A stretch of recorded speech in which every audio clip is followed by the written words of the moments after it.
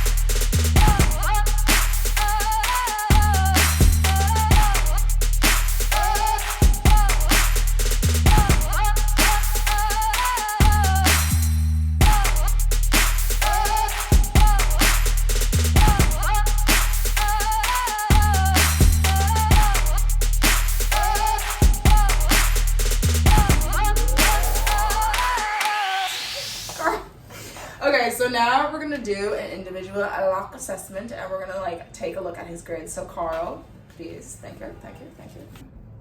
I see what's going on. So he's got a lot of hair that grows outside of the locks, because his hair is so much looser than mine.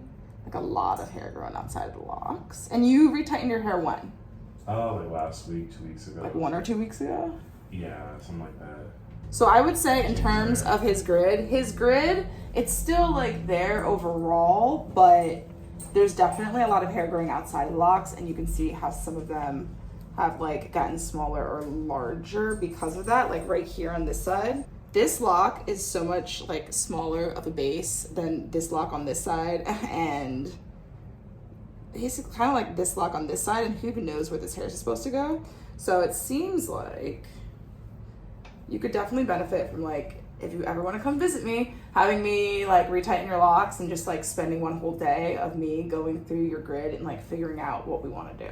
Yeah. So now we've looked at your grid. We know the grid is mostly there, but doing its own thing. So now let's try to figure out what lock stage he is in. You're probably solidly in the teenage stage, because most of these have started locking that. That's nice. It's bunching, but it's also locking because your hair is so much looser than mine overall. Yeah. It's not slippage. You don't have any slippage that I can see. Oh wait, here's some slippage. It's very loose. Oh, here's one that's definitely fully locked. Look at that. Can I feel it? Yeah. The end is locked for the most part. Here. This one? Yeah, this is one I was talking Or is this about. one still a little bit? This one's getting there. See, this one's locked right up to the end, yeah. Yeah. So this.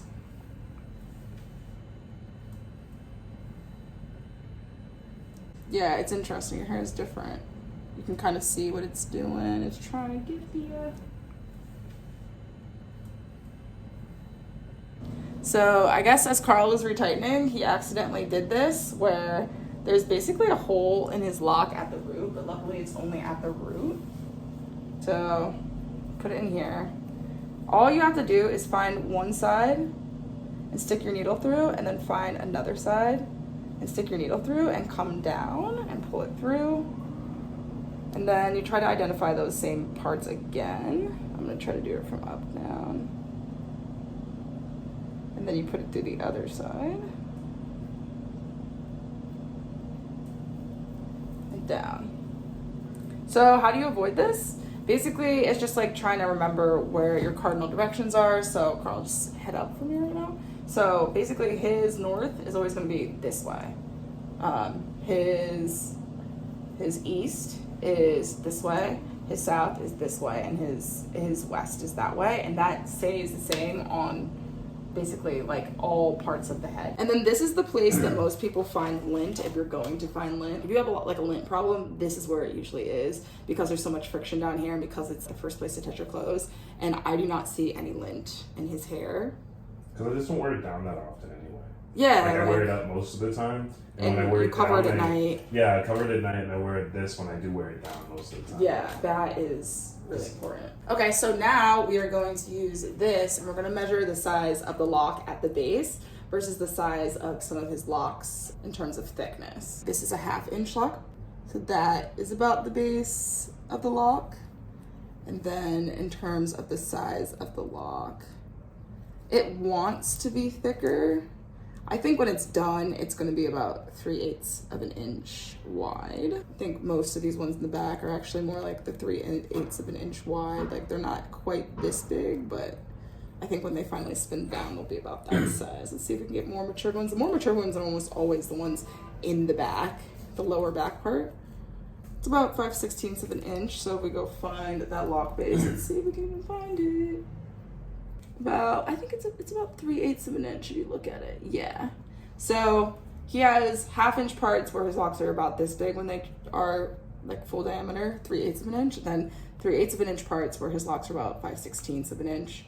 So I think for him, he's going to like 75% of the maximum size of the lock base. Whereas for someone like me in the back, I've got 1/2 inch sections, but my locks are really no thicker than like this or max that. So it's just interesting to see how our hair is different.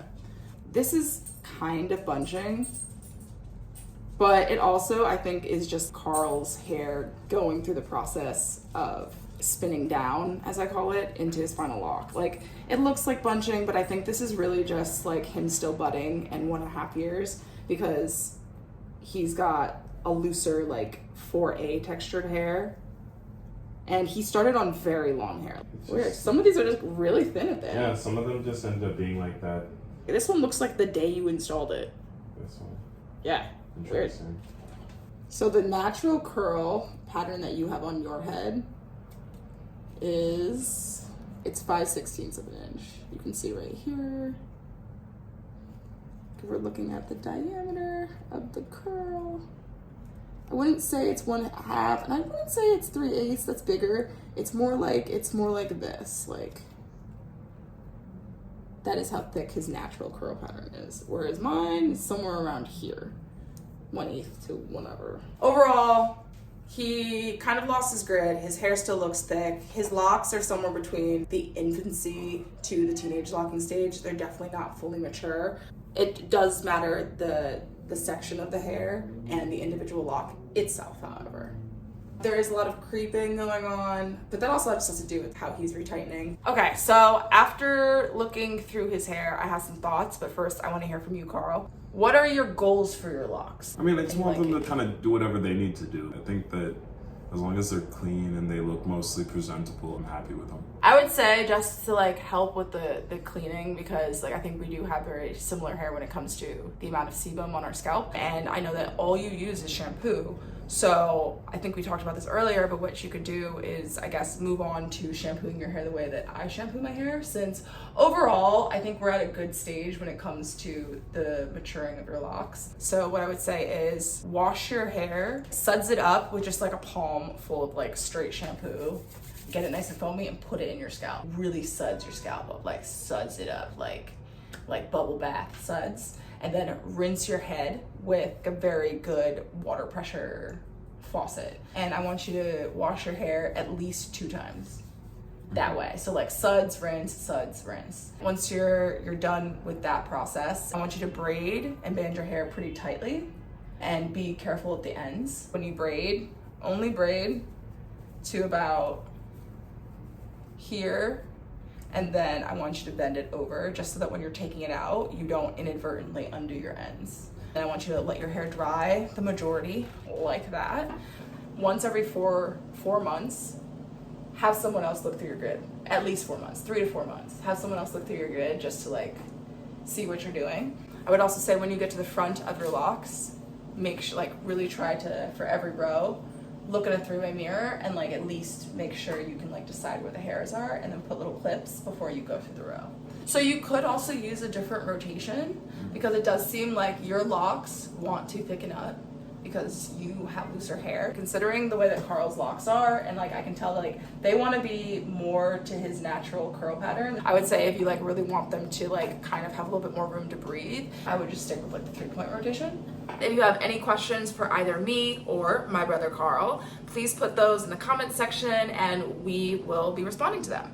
All links will be included in the description box below. And if you're interested in hearing more from Carl or seeing his art, you can find it on this Instagram handle right here. Okay. Now turn back to the camera. Ow. Oh, it's starting to look cute down the middle! What? This looks so cute. Oh my god, I'm so adorable. What do you mean